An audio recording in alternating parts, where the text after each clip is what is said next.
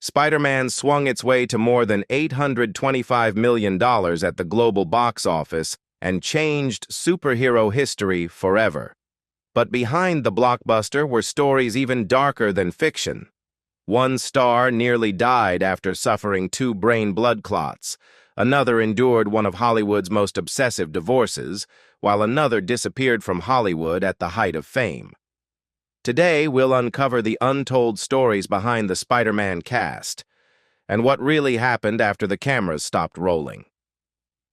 Kirsten Dunst as Mary Jane Watson. Before Kirsten Dunst was chosen to play Mary Jane Watson, the list of actresses competing for the role seemed almost endless. She ultimately won the part in 2002 at just 20 years old, becoming Peter Parker's longtime neighbor and first love, the woman whose presence constantly forced Spider-Man to choose between protecting the world and protecting the person he loved most. Even in the early days of production, Dunst found herself standing up for herself behind the scenes. Years later, she openly revealed that the pay gap between her and Tobey Maguire was very extreme.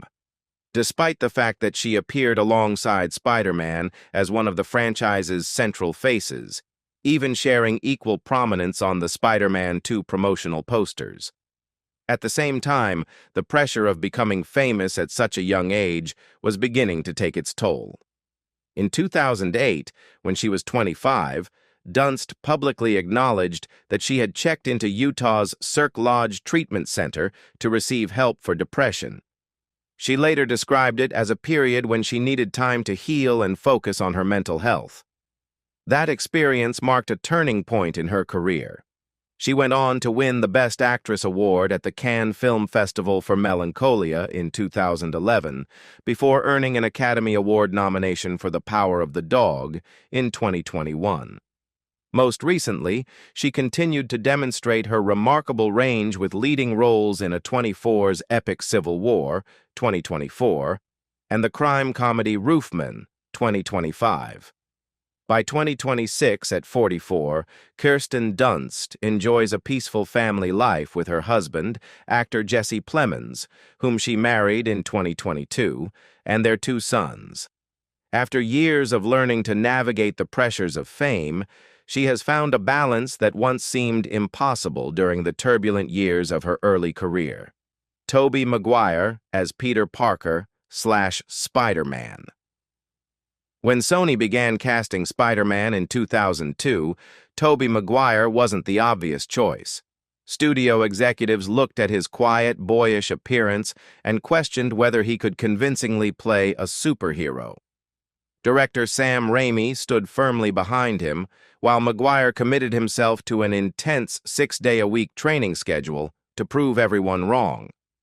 At 27, he won the role of Peter Parker, the shy college student who always seemed invisible until a radioactive spider bite transformed him into Spider-Man.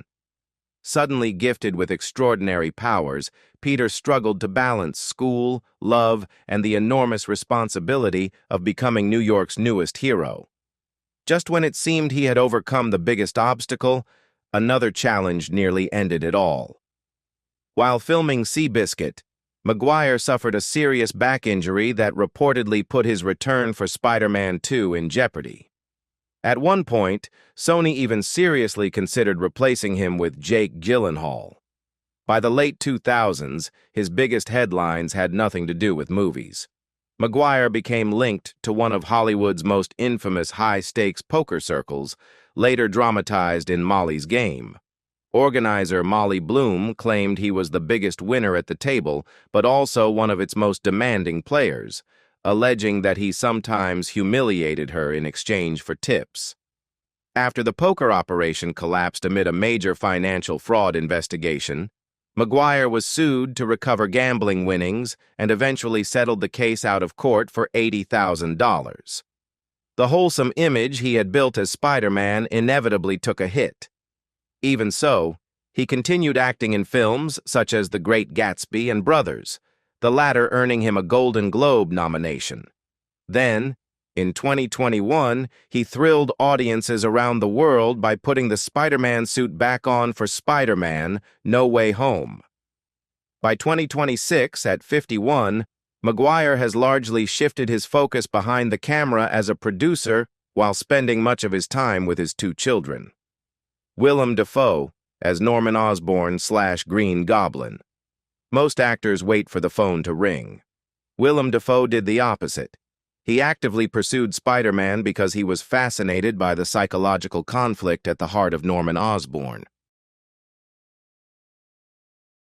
He joined the film in 2002 at the age of 47, playing the brilliant scientist and businessman whose ambition and failed experiment transformed him into the Green Goblin. Torn between the loving father he once was and the bloodthirsty monster he became, Norman evolved into one of the most memorable comic book villains ever brought to the screen. Dafoe was so committed to the role that he performed nearly 90% of the Green Goblin's stunt work himself, including many of the dangerous flying sequences aboard the Goblin glider. That fearless approach has defined his entire career. Rather than chasing safe commercial roles, Dafoe has repeatedly embraced dark, unconventional projects, including Lars von Trier's controversial Antichrist. He has often said that mainstream Hollywood has never been especially interested in actors who refuse to fit the traditional movie star mold. Ironically, that willingness to take risks has become the foundation of his success. Over the years, he has earned 4 Academy Award nominations for Platoon, Shadow of the Vampire, The Florida Project, and his leading performance as Vincent van Gogh in At Eternity's Gate. More recently, he added another Golden Globe nomination for Poor Things. Away from the spotlight, Dafoe has enjoyed a remarkably stable personal life. He has been married to Italian filmmaker Giada Colagrande since 2005, and their relationship remains strong. By 2026, at 70, he continues practicing Ashtanga yoga every day, maintaining a level of fitness and flexibility that many actors half his age would envy. James Franco as Harry Osborn. When James Franco was 24 years old, he walked into the Spider-Man auditions hoping to land the role of Peter Parker. He didn't get the part, but director Sam Raimi saw something else in him, a brooding intensity and emotional conflict that made him the perfect choice for Harry Osborn, Peter's wealthy best friend, forever struggling to live in the shadow of his powerful father. Interestingly, the real-life tension between Franco and Tobey Maguire during filming, partly fueled by Franco's behavior toward Kirsten Dunst, ended up adding an extra layer of authenticity to the growing strain between their characters on screen. The role helped launch a career filled with critically acclaimed performances. Franco earned an Academy Award nomination for 127 Hours in 2010 and won the Golden Globe for The Disaster Artist in 2017.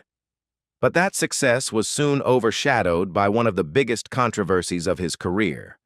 In 2018, shortly after winning the Golden Globe, several former students from Franco's acting school publicly accused him of inappropriate behavior and sexual misconduct.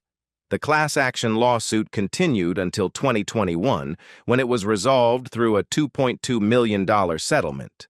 Franco later acknowledged that he had been involved in relationships with students, admitting that his actions had been wrong. He also spoke openly about his addiction to success and the constant need for validation, saying that his desire for recognition had blurred his sense of right and wrong. The fallout was significant. Numerous projects disappeared, professional relationships ended, and even his longtime friendship with Seth Rogen came to an end. By 2026, at 48, James Franco remains unmarried, but continues his long-term relationship with Isabel Paxad. He has said that the past several years have been devoted to rebuilding his life, focusing primarily on independent films while largely staying away from mainstream Hollywood. J.K. Simmons as J. Jonah Jameson. J.K. Simmons's audition for J. Jonah Jameson was over almost as quickly as it began. He walked into the room, unleashed a few minutes of perfectly timed shouting as the hot-tempered newspaper editor and director Sam Raimi immediately knew he had found his J. Jonah Jameson.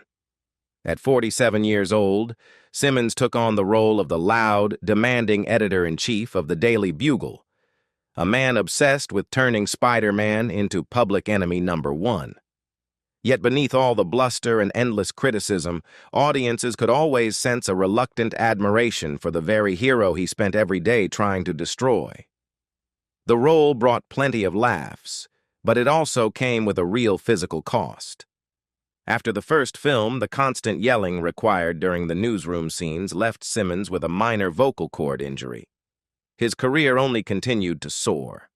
In 2014, he won the Academy Award for Best Supporting Actor for his unforgettable performance in Whiplash, playing the ruthless music instructor who left audiences around the world both captivated and terrified. More recently, Simmons has continued to stay busy, lending his voice to the hit animated series Invincible while appearing in major films such as the Christmas action comedy Red One, 2024, and Clint Eastwood's legal thriller Juror No. 2, 2024. By 2026, at 71, he remains in remarkable shape thanks to his disciplined fitness routine, and his schedule is every bit as busy as it has ever been. Rosemary Harris as May Parker, Aunt May. When Rosemary Harris joined Spider-Man in 2002, she was already 75 years old and widely regarded as one of Britain's most distinguished stage actresses. She brought a rare blend of warmth, wisdom, and quiet strength to Aunt May, the woman who raised Peter Parker and remained his emotional anchor throughout the trilogy. It was a performance that only an actress with decades of experience could have delivered so effortlessly. Long before Spider-Man, Harris had already built an extraordinary body of work. She appeared in acclaimed productions such as the psychological thriller The Gift, 2000, and the historical drama Sunshine, 1999, where she gave a deeply moving performance as the protagonist's grandmother. Over the course of her career, she earned a Tony Award, an Emmy Award, and an Academy Award nomination for Tom and Viv, 1994, cementing her reputation as one of the finest actresses of her generation. Despite that remarkable success, Harris has spoken candidly about the challenges older women face in Hollywood. She has noted that veteran actresses are often pushed aside or offered one-dimensional roles unless a major project like Spider-Man keeps them visible to mainstream audiences. By 2026, at 98, Rosemary Harris has fully retired from acting and enjoys a quiet life with her family following the death of her husband, novelist John Eel, in 2018. Although her physical health has naturally declined with age, those close to her say her mind remains remarkably sharp. Elizabeth Banks as Betty Brant. At 28 years old, Elizabeth Banks walked into the Spider-Man auditions hoping to land the role of Mary Jane Watson. Instead, the producers turned her down, saying she looked too old to play opposite Tobey Maguire, even though she was actually 1 year younger than he was. In the end, she was cast in a much smaller role as Daily Bugle secretary Betty Brant. That experience of being judged by Hollywood's double standards surrounding age became a turning point in her career. Banks has since spoken openly about the industry's sexism and the unfair expectations placed on women, eventually deciding she wanted more creative control than acting alone could offer. She gradually expanded into directing and producing, taking charge of projects instead of simply auditioning for them. The transition proved remarkably successful. Banks became a producer on the hugely successful Pitch Perfect franchise while also earning widespread recognition for her scene-stealing performance as Effie Trinket in the Hunger Games series, one of Hollywood's biggest blockbuster franchises. Recently, she has continued strengthening her reputation behind the camera, directing the hit horror comedy Cocaine Bear, 2023, and starring in Peacock's fantasy comedy series The Miniature Wife, 2026. By 2026, at 52, Elizabeth Banks has firmly established herself as one of Hollywood's most influential women behind the camera, a position she built after turning one of the industry's most frustrating rejections into the motivation to reshape her entire career. Cliff Robertson as Ben Parker, Uncle Ben. Cliff Robertson was already 79 years old when he delivered a single line that would become the moral foundation of the entire Spider-Man franchise. As Uncle Ben Parker, he was killed just moments after telling Peter the words that would shape his life forever. With great power comes great responsibility. That heartbreaking loss became the defining moment that transformed a shy high school student into the masked hero known as Spider-Man. Long before becoming Uncle Ben, Robertson had already built an extraordinary career. He won the Academy Award for Best Actor for Charlie in 1968, portrayed a young John F. Kennedy in PT 109, and delivered memorable performances in films such as the epic war drama Too Late the Hero, 1970, and the political thriller 3 Days of the Condor, 1975. But at the height of his success, one principled decision came at an enormous personal cost. In 1977, Robertson discovered a $10,000 check from Columbia Pictures made out in his name, a payment he had never received. His investigation revealed that his signature had been forged by David Begelman, then the powerful president of the studio. Rather than quietly accepting the situation, Robertson reported the forgery to both the police and the FBI. Although the scandal became public, the consequences were deeply unfair. Begelman received only a relatively light punishment before continuing his career at another major studio, while Robertson found himself quietly blacklisted by influential figures in Hollywood and struggled to find work for nearly 4 years. Actor Kirk Douglas later wrote in his memoir that Hollywood had become the kind of town where the man who exposed the fraud was punished, while the fraudster was welcomed back. Robertson eventually rebuilt his career throughout the 1980s and 1990s before leaving an unforgettable final mark on audiences as Uncle Ben in Spider-Man. On September 10, 2011, just 1 day after celebrating his 88th birthday, Cliff Robertson passed away of natural causes in Stony Brook, New York, leaving behind a legacy defined not only by his remarkable performances, but also by the integrity he refused to compromise. 9. Ted Raimi as Hoffman. As the younger brother of director Sam Raimi, Ted Raimi could easily have treated Spider-Man as a fun cameo, but that was never his approach. At 37 years old, he was cast as Hoffman, the cheerful Daily Bugle staff member whose light-hearted moments added comic relief throughout the trilogy. It was a small role, but memorable enough that audiences recognized him every time he appeared. Behind the scenes, Ted worked especially hard to avoid the inevitable accusations of nepotism. He wanted to prove he had earned his place through ability, not family connections. Even so, living in the shadow of his famous brother became one of the defining challenges of his career.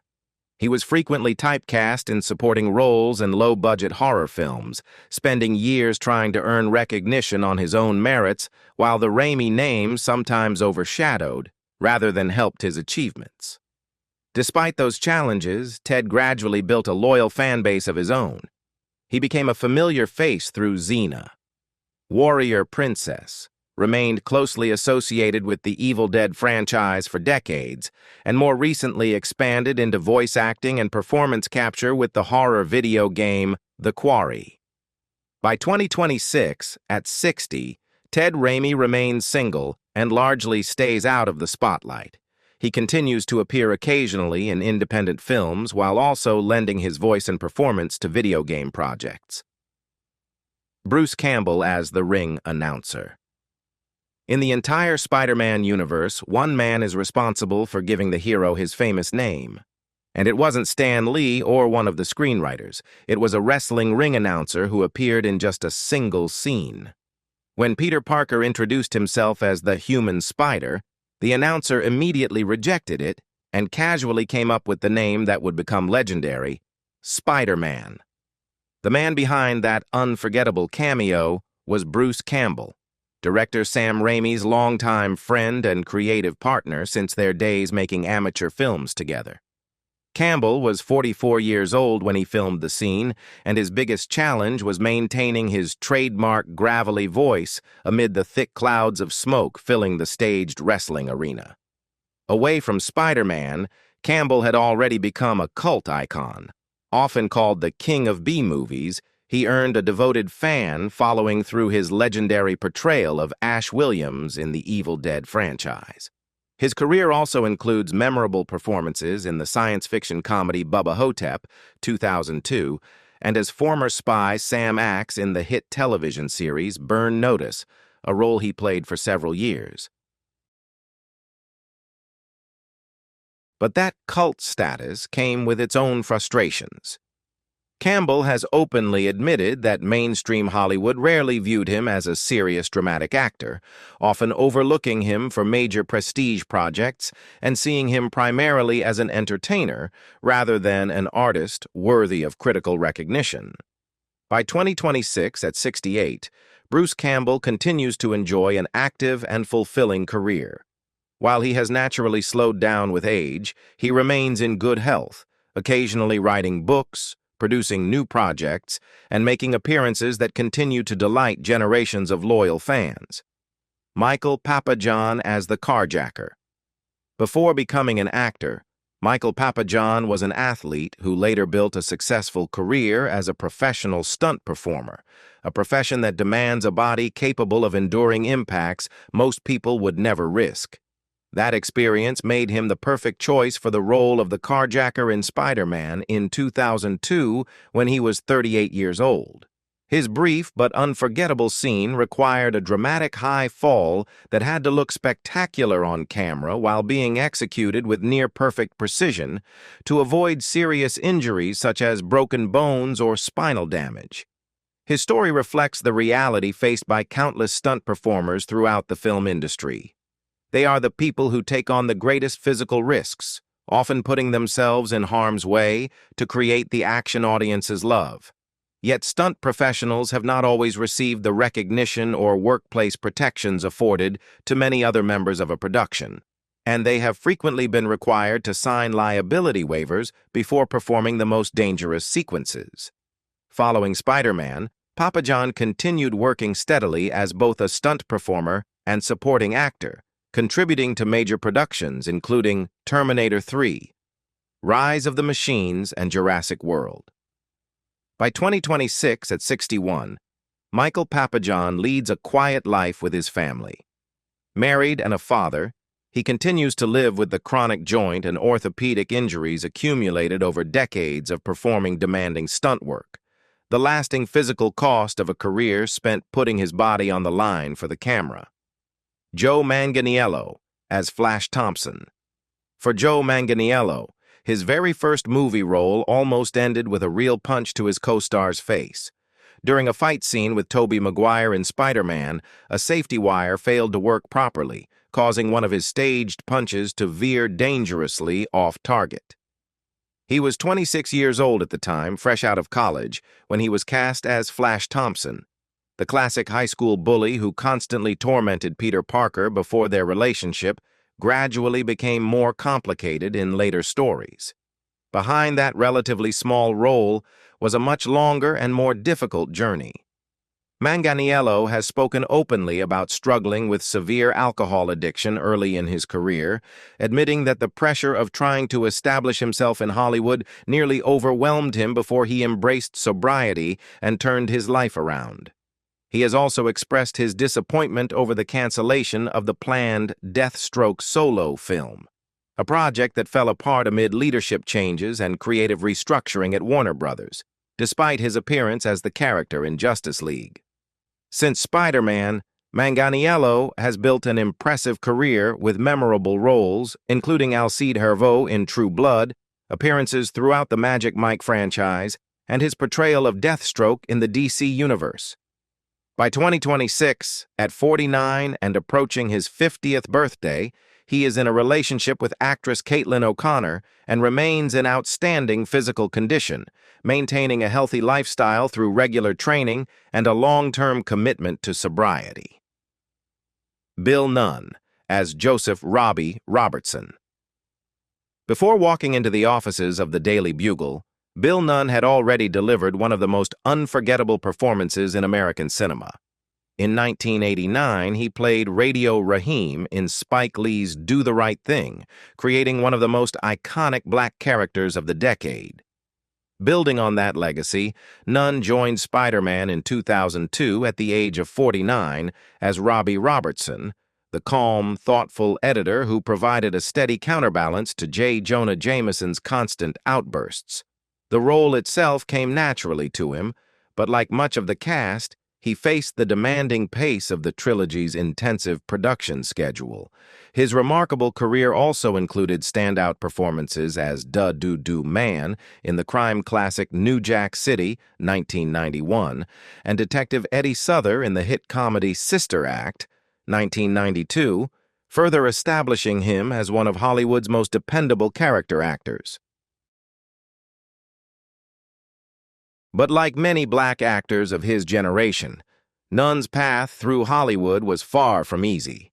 He spoke openly about the industry's unequal treatment of black performers, pointing to a system that too often limited them to supporting roles and offered fewer opportunities to showcase the full extent of their talent. On September 24, 2016, Bill Nunn passed away at his home in Pittsburgh at 62 after a long battle with leukemia, leaving behind a career defined by dignity, quiet strength, and a series of unforgettable performances. So that's the Spider-Man, 2002, cast in 2026. From blockbuster success and unforgettable performances to personal struggles, shocking headlines, and remarkable comebacks, their real-life journeys have been just as dramatic as the movie itself. Which cast member surprised you the most, and who was your favorite character in Spider-Man? Let us know in the comments, and don't forget to like, subscribe, and turn on notifications for more Then and Now updates.